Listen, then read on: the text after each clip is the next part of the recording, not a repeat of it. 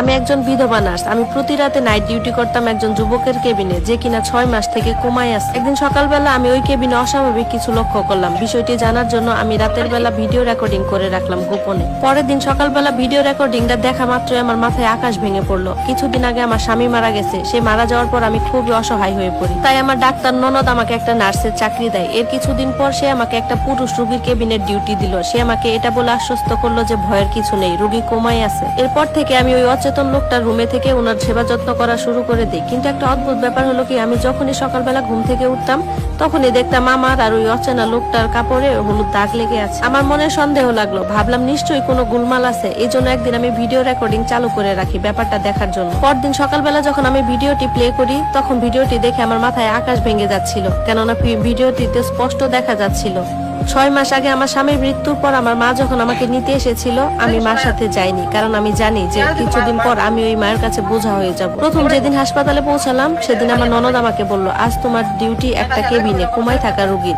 আমি তখন অবাক হয়ে বললাম, পুরুষ রোগী? তখন আমার ননদ বলল, সেই অচেতন সোনা, তোমার কোনো অসুবিধাই হবে না। আমি চুপচাপ ভেতরে চলে গেলাম। ভেতরে গিয়ে দেখলাম এক লম্বা চওড়া সুদর্শন যুবক নিস্তব্ধ হয়ে একজন বিছানায় শুয়ে আছে। তার মুখে এক অদ্ভুত হাসি ছিল, যেন বহু বছর ধরে সে ঘুমিয়ে আছে। তাকে দেখে আমার খুব মায়া হলো। কতই বা বয়স, পুরো জীবনটাই তো তার সামনে পড়ে আছে। এরপর রুমে আশেপাশে খুঁজে দেখলাম তেমন করার মতো কিছুই নেই। তাই ভাবলাম একটু ঘুমিয়ে নেই। চেয়ারে বসে ঘুমিয়ে পড়লাম। সকালবেলা যখন ঘুমটা ভাঙলো আমি আমার শরীরে অদ্ভুত এক ক্লান্তি অনুভব করলাম। আমি আমার কাপড় ঠিক করতে গিয়ে দেখলাম আমার কাপড়ে অচেনা হলুদ রঙের দাগ লেগে আছে। আমি তো ভয় পেয়ে গেলাম, এই রঙগুলো কোথা থেকে আসলো। সঙ্গে সঙ্গে ননদকে গিয়ে বললাম, আপু আমার কাপড়ে অদ্ভুত এক রকমের হলুদ দাগ লেগে আছে, এগুলো কি? তখন আপু আমাকে ধমক দিয়ে বলল, চুপ করো, এসব কথা কখনো বলবা না, এসব বললে আমার চাকরিটাই চলে যাবে। আমাকে দেখে দুজন নার্স দেখে হাসাহাসি করছিল। তখনই বুঝতে পারলাম যে এই জায়গাটা এতটা পরিষ্কার মনে হলেও আসলে এখানে কোনো না কোনো ভেজাল ঠিকই আছে। পরের দিন ডিউটিতে গিয়ে দেখি আমাকে আবার সেই একই রুমে ডিউটি দেওয়া হয়েছে। পরে আমি আমার ননদকে বললাম যে আমাকে এই রুমটা চেঞ্জ করে দিন।